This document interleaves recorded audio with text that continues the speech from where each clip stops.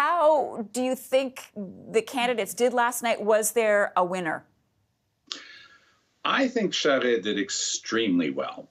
As I had predicted, I think that Poilievre and his team decided that he had been a little bit too hot and had a little bit too much raucous fun. There's a fine line between being bold and innovative with your ideas during a leadership campaign and coming up with purely crackpot ideas that are going to hang around to haunt you later on if you do win. And I think that Poilievre and his team were taking the measure of that after they had done the Manning Institute, the True North, the Strong and Free group that had put together the Ottawa debate. That was a home game for Poilievre. It was his crowd. They applauded wildly. They booed Charest. I mean, it was a fix. The fix was in, and Poilievre took full advantage of it. Last night, much more neutral. The host, Tom Clark, that was the joke about the sad trombone.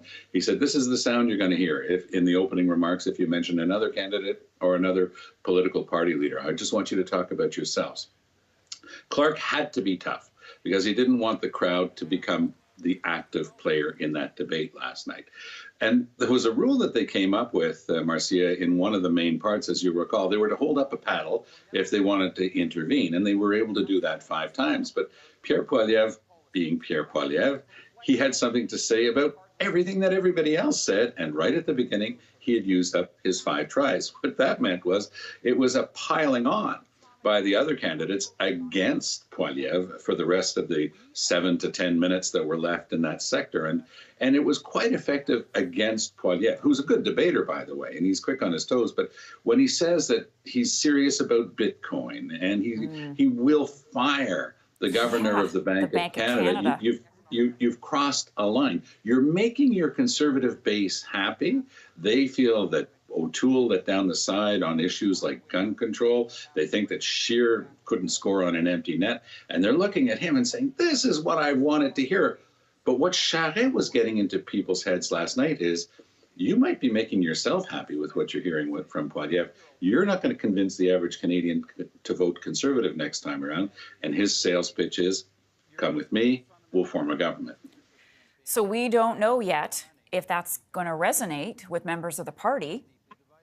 I think it's going to be very, very tough. I think that Poilievre has the party membership in a bit of a headlock right now.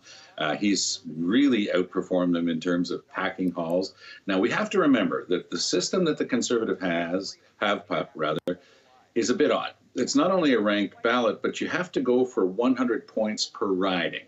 So if you have 100 Conservative members in Manicouagan on the North Shore of Quebec, that's 100 points.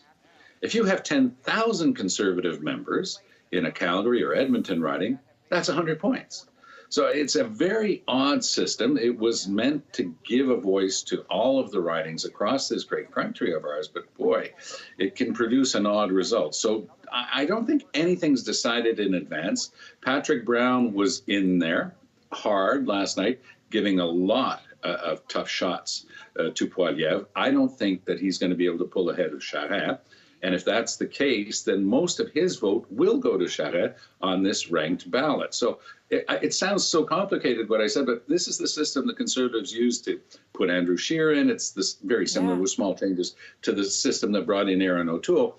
And they're going to live with it again. So I think that Charest, if he is selling memberships like his advisors and organizers tell me he is, maybe he's more in the game than people would think. Okay, Tom, we're going to leave it there for this morning. Thanks so much. Tom is, of course, our CTV News political commentator joining us this morning from Montreal.